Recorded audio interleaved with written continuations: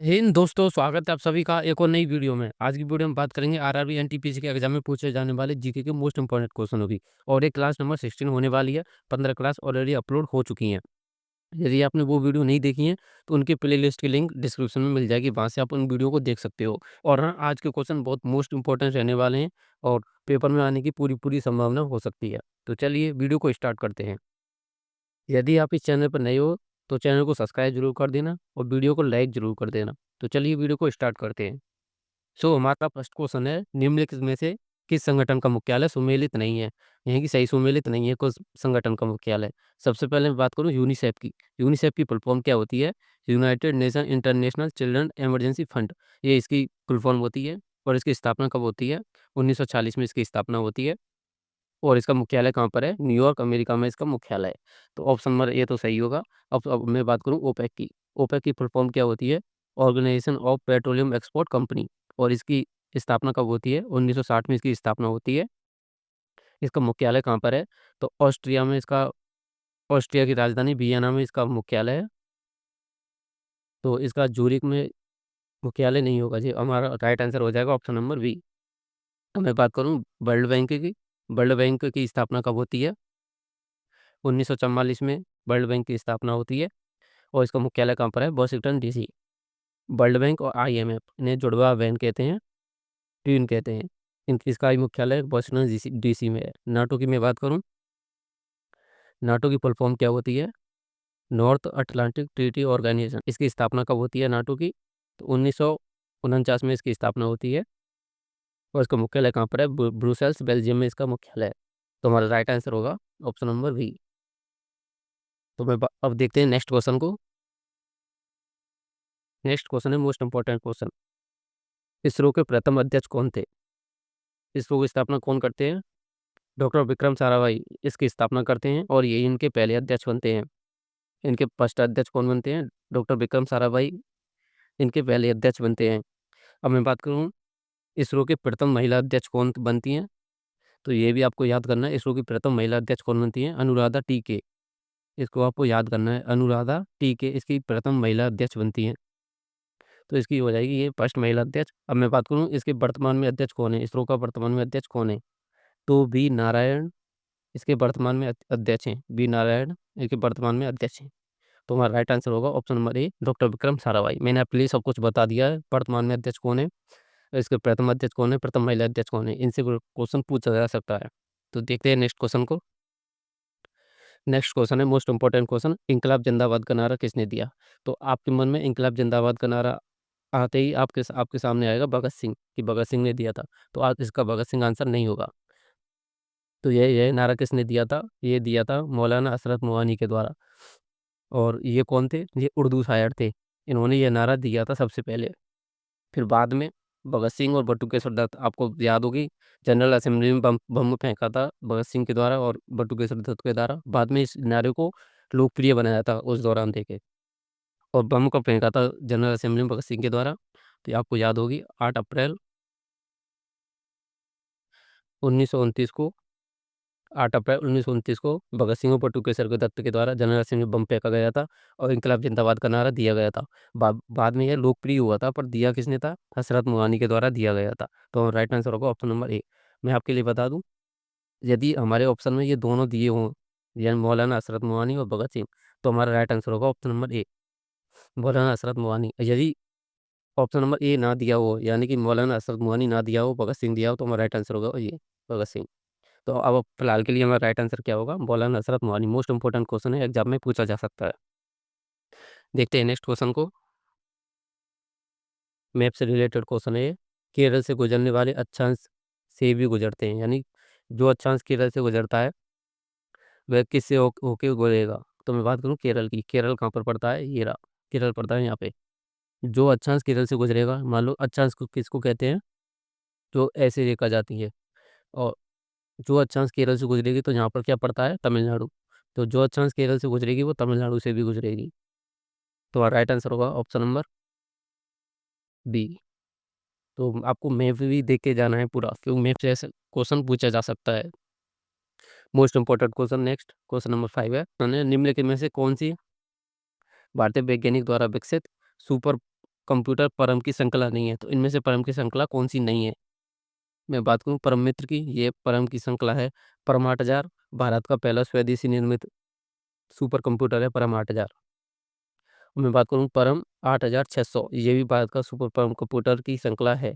तो हमारा right answer option number C, Param Brahma ये कोई कंप्यूटर नहीं है भारत का।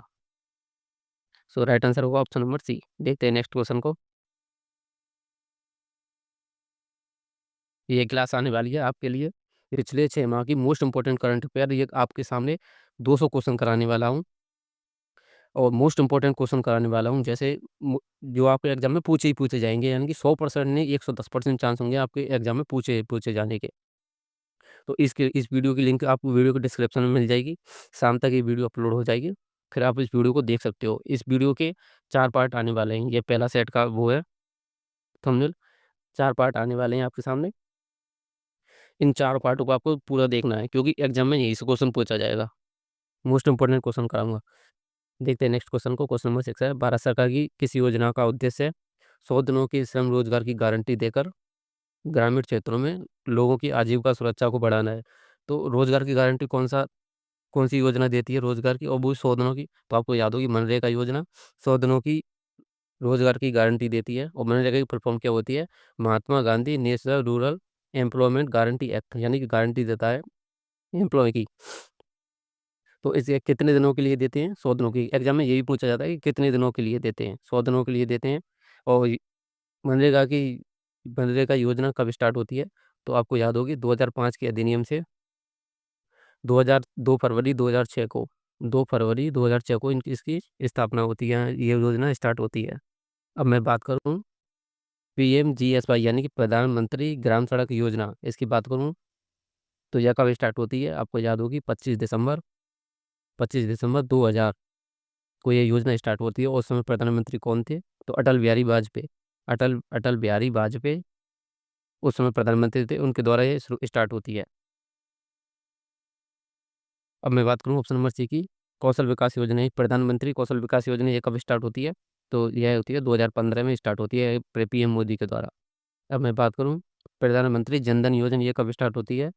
तो ये 2014 में यह स्टार्ट होती है पीएम मोदी के द्वारा ही। ये योजना आपको याद रखनी है, और कब स्टार्ट हुई थी वो भी याद रखना है, क्योंकि एग्जाम में यहीं से क्वेश्चन पूछा जाता है कि कब स्टार्ट हुई थी। देखते हैं नेक्स्ट क्वेश्चन को। नेक्स्ट क्वेश्चन है एफटीटीपी का पूर्ण नाम क्या होता है? तो एफटीटीपी का पूरा नाम क्या होता है? एफ से होता है फाइबर, टी से होता है टू, और टी से होता है द, और प्रीमाइसेस होता है पी से। यानी कि हमारा राइट आंसर होगा option number C, fibre to the premises. Option number C right answer होगा। और एक क्वेश्चन आपके लिए फुल फॉर्म से भी पूछा जाता है आपको एक क्वेश्चन, और वो कंप्यूटर से ज़्यादा चांस होते हैं पूछने के। नेक्स्ट क्वेश्चन देखते हैं। रेड डाटा बुक किससे संबंधित है? आपको याद होगी जो लुप्त प्राय, यानी कि उनको कहते हैं जो लुप्त होने की कगार पर हैं, जो पादप हैं, जंतु हैं, उनसे संबंधित कौन सी बुक है? Red data book. और इसको कौन तैयार करता है रेड डाटा बुक को? तो इसको तैयार करता है आईयूसीएन, इसको तैयार करता है। आईयूसीएन की फुल फॉर्म क्या होती है? International union for conservation of nature, इसकी फुल फॉर्म होती है। और इसने अपनी पहली रिपोर्ट कब कब दी थी? 1964 में। 1964 में इसने पहली रिपोर्ट दी थी अपनी आईयूसीएन ने। और रेड डाटा बुक को कौन तैयार करता है? आईयूसीएन, ये आपको याद रखना है। और इससे किससे संबंधित है? लुप्तप्राय पादप और जंतु जो लुप्त होने की कगार पर हैं, उनसे संबंधित है। तो option number D right answer होगा। नेक्स्ट बात करूँ मैं क्वेश्चन नंबर 9 की। कोलकाता बंदरगाह किस नदी पर स्थित है?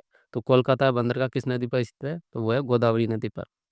और गोदावरी नदी की विशेषताएं क्या क्या है? इसे दक्षिण भारत की गंगा कहा जाता है। क्या दक्षिण भारत की गंगा किस नदी को कहा जाता है? तो वो कहा जाता है गोदावरी नदी को। अब मैं बात करूँ इसका उद्गम की, गोदावरी नदी का उद्गम कहाँ से है? तो आपको याद होगी त्र्यंबक नासिक महाराष्ट्र में इसका उद्गम है। और इसकी सहायक नदियों की बात करूँ तो मैं, सहायक नदी कौन कौन सी है इसकी? तो पेन गंगा, पेर गंगा हो जाएगी, इंद्रावती हो जाएगी ये, और ये कुछ इसकी सहायक नदी है। तो हमारा राइट आंसर होगा ऑप्शन नंबर बी।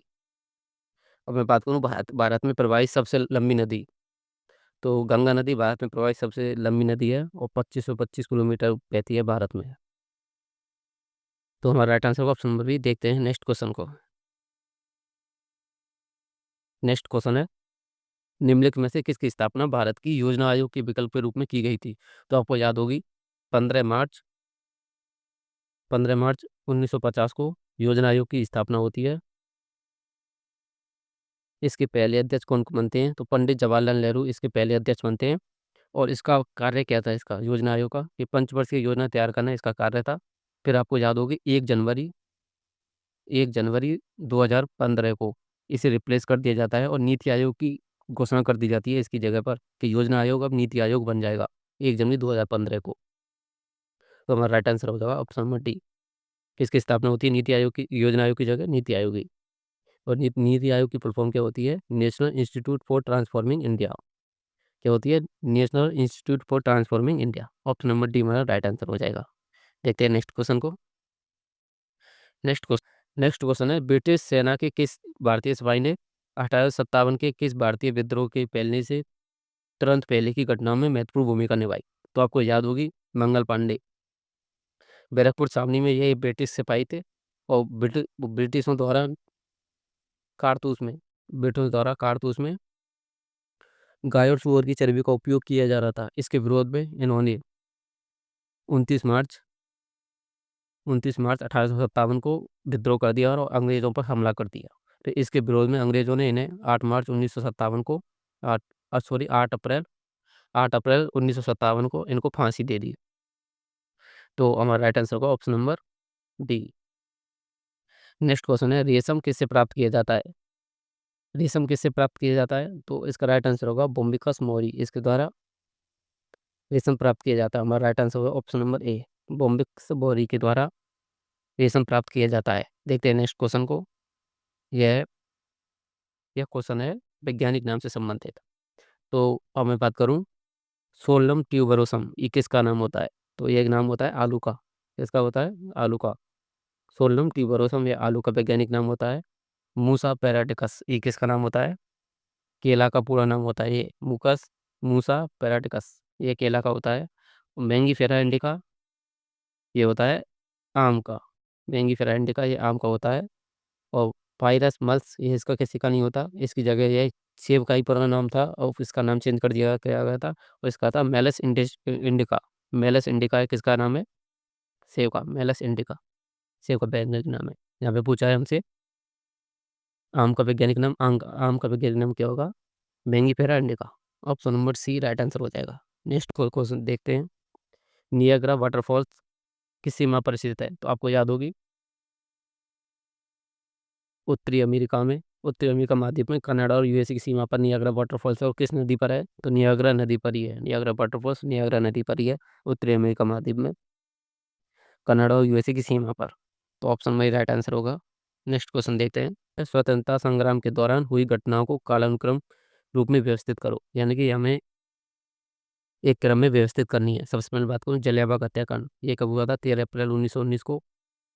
भारत छोड़ो आंदोलन 8 अगस्त 1942 को भारत छोड़ो आंदोलन। ध्वज सत्याग्रह यानी कि यह 1923 में शुरू हुआ था नागपुर में। अंग्रेजों द्वारा भारतीय ध्वज फहराने पर प्रतिबंध लगा दिया गया था, इसीलिए ध्वज सत्याग्रह हुआ था 1923 में। और असहयोग आंदोलन 1920 में। 1 अगस्त 1920 को असहयोग आंदोलन स्टार्ट हुआ था। तो सबसे पहले कौन सी घटना हुई थी? जलियांवाला बाग हत्याकांड की, फिर असहयोग आंदोलन की, फिर ध्वज सत्याग्रह, फिर भारत छोड़ो आंदोलन। यानी कि हमारा राइट आंसर क्या होगा? A D C B. ये हमारा राइट आंसर होगा ए डी सी बी। तो नीचे ऑप्शन में देखते हैं, ऑप्शन नंबर बी हमारा राइट आंसर होगा of A D C B. तो आपको ये घटना याद रखनी है कि कौन सी घटना कब हुई थी, ये एग्जाम में पूछी जाती है घटना।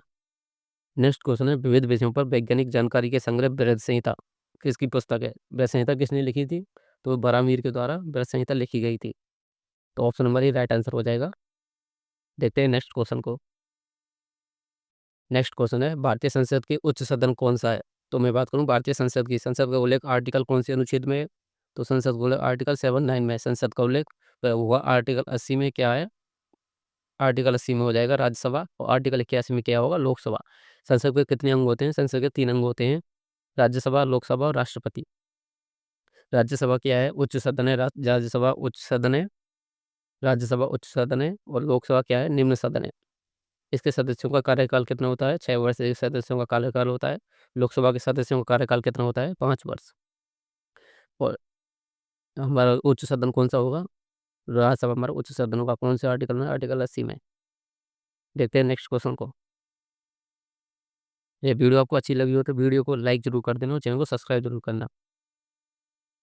नेक्स्ट क्वेश्चन है, निम्नलिखित में से कौन-सा आंदोलन नील की बलात् कृषि से संबंधित है? यानी अंग्रेज़ों द्वारा किसानों पर नील की खेती अनिवार्य कर दी गई थी, उससे संबंधित कौन-सा है? तब से सबसे पहले मैं बात करूँ दांडी यात्रा।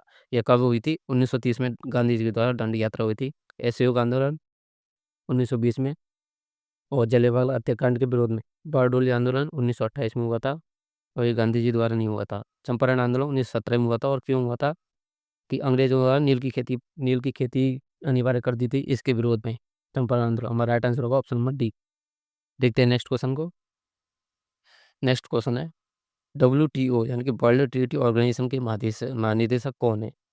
तो डब्ल्यूटीओ के महानिदेशक कौन है? तो इसका राइट आंसर होगा डॉक्टर ओंकोंजी इंकोंजी इवेला।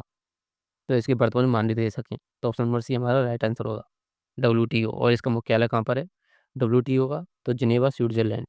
जिनेवा स्विट्जरलैंड में इसका मुख्यालय हो जाएगा डब्ल्यूटीओ का। देखते हैं नेक्स्ट क्वेश्चन को। नेक्स्ट क्वेश्चन है, भारतीय संविधान की किस अनुसूची में राज्यों एवं केंद्र शासित प्रदेशों और उनके क्षेत्राधिकारों की सूची संबंधित है? तो मैं बात करूँ भारत के 28 राज्य होंगे और 8 केंद्र शासित प्रदेश होंगे। ये किस अनुसूची में है? तो यह पहली अनुसूची में है।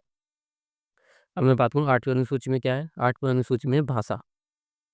8वीं अनुसूची में क्या है? भाषा। और अब प्रेजेंट में कितनी भाषाएं हैं? प्रेजेंट में 22 भाषाएं हैं। जब संविधान बना था जब कितनी भाषाएं थी? 14 भाषाएं थी। जब संविधान बना था जब 14 भाषाएं थी, अब कितनी हो गई हैं? तो 22 भाषा हो चुकी हैं। 12वीं अनुसूची किससे संबंधित है? तो यह नगर पालिका से संबंधित है। 5वीं अनुसूची में क्या है? SC/ST के लोगों का प्रशासनिक न्याय। तो अब मैं बात करूँ नेक्स्ट क्वेश्चन की। नेक्स्ट क्वेश्चन है, निम्नलिखित में से कौन सा सुमेलित सही नहीं है? कौन सा सुमेलित सही नहीं है? तो कैगा परमाणु संयंत्र कहाँ पर है? तो ये कर्नाटक में, ये सही हो गया। नरोरा नाभिकीय रिएक्टर ये कहाँ पर है? तो ये राजस्थान में नहीं है। ये कहाँ पर हो जाएगा? यूपी में। नरोरा नाभिकीय रिएक्टर कहाँ पर हो जाएगा? यूपी में। तारापुर महाराष्ट्र में हो जाएगा। और कोंडनकुलम ये कहाँ पर हो जाएगा? ये हो जाएगा तमिलनाडु में। तो ये भी सही हो जाएगा। इसका राइट आंसर होगा ऑप्शन नंबर बी। नरोरा कहाँ पर हो जाएगा? यूपी में। तो देखते हैं नेक्स्ट क्वेश्चन। तो ये थे आप आज के आपके 21 क्वेश्चन। और ये क्वेश्चन आपको कैसे लगे? ये मोस्ट इंपोर्टेंट क्वेश्चन थे, एग्जाम में आने लायक क्वेश्चन थे। तो ये वीडियो आपको अच्छी लगी तो वीडियो को लाइक ज़रूर कर देना और एक सब्सक्राइब जरूर कर देना, क्योंकि आपको एक छोटा सब्सक्राइब में बहुत मोटिवेट करता है वीडियो बनाने के लिए। तो चलिए मिलते हैं नेक्स्ट नेक्स्ट पार्ट में। एक कमेंट करके जरूर बताना वीडियो कैसी लगी।